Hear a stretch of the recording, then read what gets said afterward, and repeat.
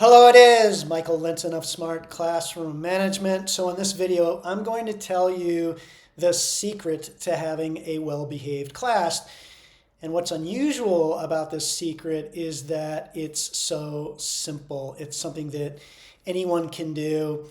In fact, this is really the only video you need if you want to create that well-behaved class. We're going to get there in a minute, but first, do me a favor, if you like these videos, please subscribe to this channel.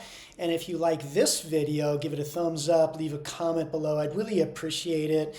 It doesn't cost you anything, but it does keep us going. We're a new channel, and so I would really appreciate if you would do me that favor. Okay, on with the video. So what is the secret?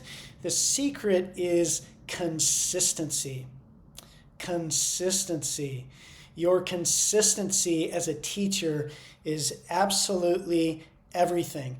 And to be more specific, it's your consistency with a number of things, first of which is enforcing rules. So whatever rules you have for your class, whatever the rules and consequences that you agreed to, that you taught your students at the beginning of the school year, based on, we call this a classroom management plan, whatever those are, you have to follow it exactly to a T.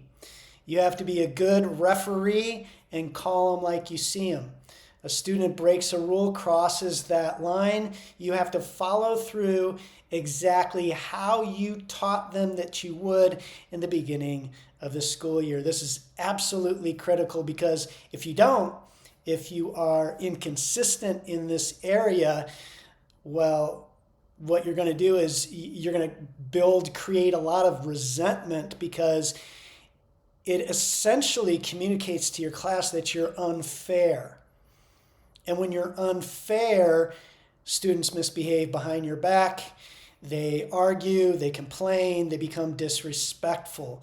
So it's key that you teach exactly where the line is for each of your rules. You teach your rules explicitly, teach whatever those consequences are, and then again, you follow through every single time, regardless of who breaks that rule in your classroom.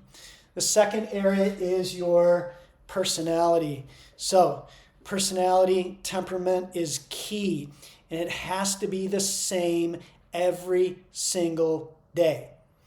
The way we like to teach it at Smart Classroom Management, and this is how you create a lot of really powerful behavior influencing rapport, is all you need to do is be consistently pleasant. You don't have to tell jokes, you don't have to interact with students individually, although that's perfectly okay, but you don't have to go to students to build relationships with them. All you have to do is to be consistently pleasant, and students will come to you. They'll like you and respect you because you're the same every day. So this means that you can't respond emotionally to things that upset you in the classroom. When things aren't going well, you can't be that model for students when things don't go wrong in their life or in the classroom. If you react emotionally, they're going to as well.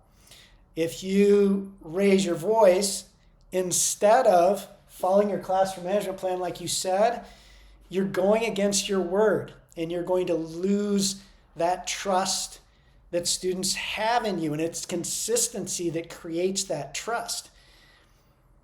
And so you have to be the same in the morning, after lunch, at the end of the day, the same consistently pleasant person who leans on the classroom management plan, as well as some other things we're going to go into.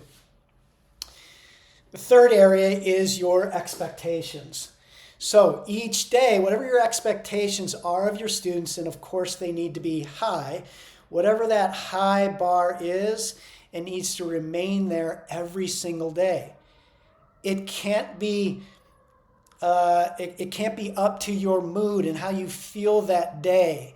You can't one day ask for this, and then the next day up here and back and forth. It needs to be consistently high for everything your students do, for every moment in your classroom, whether it's doing a routine or passing in their homework or opening their laptops. It doesn't matter. There has to be consistency in your expectations on how to do those things.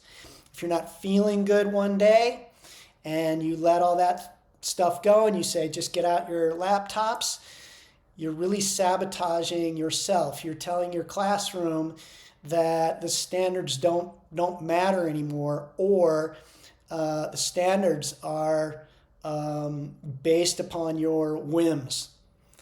And again, it shows inconsistency, a lack of trust, and encourages misbehavior behind your back. It tells them that excellence isn't expected, that it's asked for some days and not other days. The next thing is your grading. So whatever your grading policy is, you have to stick to it.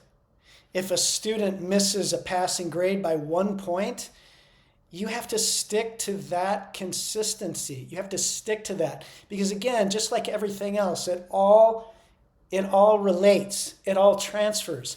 And so if you're not consistent in following your grading policy exactly, then everything else comes into question. And so anything and everything else that you back away from or change your mind on, it puts everything that you do into question. And so grading is one area that teachers struggle with giving, second chances, even though your syllabus doesn't say anything about second chances. Whatever your syllabus says, whatever your grading policy is, you have to stick to it. Last thing related, your policies and procedures, so whatever they are. And this includes the policies and procedures of your school. You need to be aware of and have read the school's handbook. Whatever it says about dress code or coming late to class or whatever it is, you have to make sure you teach that to your students and then you follow it to an absolute T. Now here's the thing, none of these things, and this is actually the easy part, none of these things are things that you come up with each day. And like I mentioned before, they're not based on your mood. They're not something that you go in one day and you have to review a policy, or you deciding on a policy, or you change your policy. These things aren't things that during the year you touch whatsoever. All of it is locked in beforehand. So all of these things are choices you make not during the school year. It's too late. You make these choices before the school year begins. And you commit yourself to each of these areas. And again, you lock in whatever, you put it in writing, you put it in your syllabus, you write it out in your parent information packet you send home. You include the school handbook. All of that is what's expected out of your students, and your job is to follow through on that. If you're midway through the year and you've let these things go, yes, you can start over again. It's more difficult, but you need to lock yourself away for a weekend and figure these things out. It's your classroom. You can decide what these look like.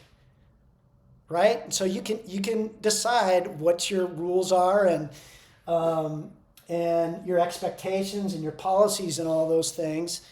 The personality thing is something you have to commit to. And, in some ways we're actors when we're in front of the classroom. And so you may be an anxious person in your regular life, but when you're in front of your students, if you want to be successful, you need to commit yourself for those 6 hours to be consistently pleasant.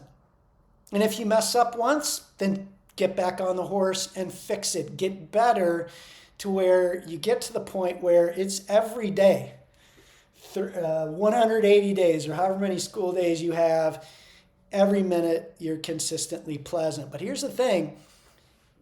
If you follow through on all of these, if you're consistent with all of them, it makes being that person so much easier because you have a peaceful classroom. So the secret to a well-behaved class is consistency in these things.